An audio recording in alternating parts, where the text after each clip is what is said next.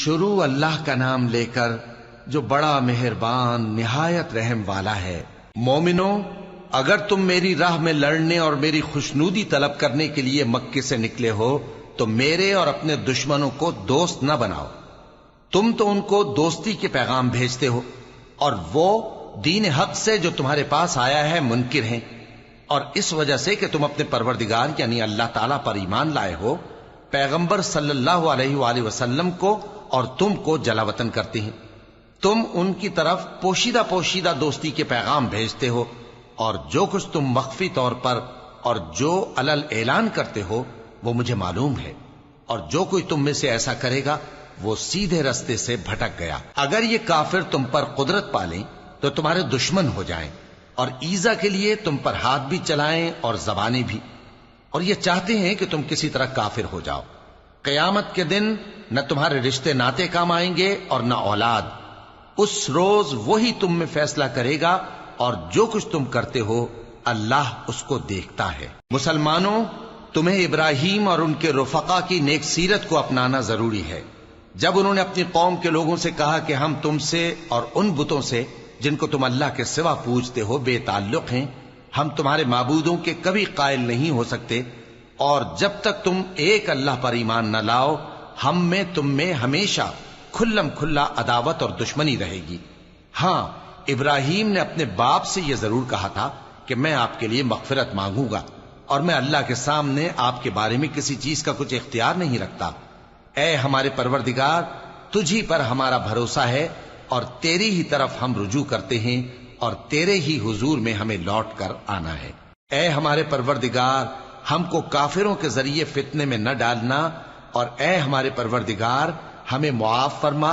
بے شک تو غالب ہے، حکمت والا ہے۔ تم مسلمانوں کو یعنی جو کوئی اللہ کے سامنے جانے اور روز آخرت کے آنے کی امید رکھتا ہو اسے ان لوگوں کی نیک سیرت اپنانی چاہیے، اور جو روگردانی کرے تو اللہ بھی بے نیاز ہے، لائق حمد و ثنا ہے۔ عجب نہیں کہ اللہ تم میں اور ان لوگوں میں جن سے تم دشمنی رکھتے ہو دوستی پیدا کر دے، اور اللہ قادر ہے اور اللہ بخشنے والا ہے، مہربان ہے۔ جن لوگوں نے تم سے دین کے بارے میں جنگ نہیں کی اور نہ تم کو تمہارے گھروں سے نکالا، ان کے ساتھ بھلائی اور انصاف کا سلوک کرنے سے اللہ تم کو منع نہیں کرتا۔ اللہ تو انصاف کرنے والوں کو دوست رکھتا ہے۔ اللہ انہی لوگوں کے ساتھ تم کو دوستی کرنے سے منع کرتا ہے جنہوں نے تم سے دین کے بارے میں لڑائی کی اور تم کو تمہارے گھروں سے نکالا اور تمہارے نکالنے میں اوروں کی مدد کی۔ تو جو لوگ ایسوں سے دوستی کریں گے وہی ظالم ہیں۔ مومنو،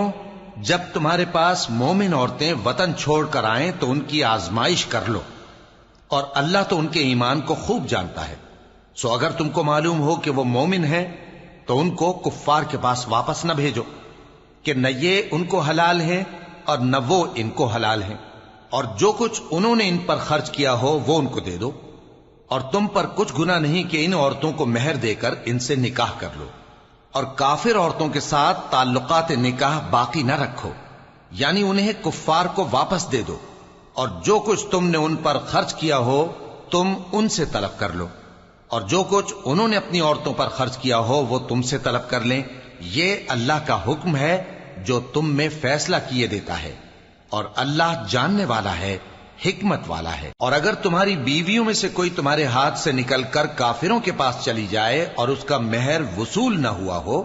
پھر تم ان سے جنگ کرو اور ان سے تم کو غنیمت ہاتھ لگے، تو جن کی بیویاں چلی گئی ہیں ان کو اس مال میں سے اتنا دے دو جتنا انہوں نے خرچ کیا تھا، اور اللہ سے جس پر تم ایمان لائے ہو ڈرتے رہو۔ اے پیغمبر صلی اللہ علیہ وآلہ وسلم، جب تمہارے پاس مومن عورتیں اس بات پر بیعت کرنے کو آئیں کہ نہ تو اللہ کے ساتھ شرک کریں گی، نہ چوری کریں گی، نہ بدکاری کریں گی، نہ اپنی اولاد کو قتل کریں گی، نہ اپنے ہاتھ پاؤں کے درمیان کوئی بہتان باندھ لائیں گی، اور نہ نیک کاموں میں تمہاری نافرمانی کریں گی، تو ان سے بیعت لے لو اور ان کے لیے اللہ سے بخشش مانگو، بے شک اللہ بخشنے والا ہے، مہربان ہے۔ مومنو، ان لوگوں سے جن پر اللہ غصے ہوا ہے دوستی نہ کرو، کیونکہ جس طرح کافروں کو مردوں کے جی اٹھنے کی امید نہیں، اسی طرح ان لوگوں کو بھی آخرت کے آنے کی امید نہیں۔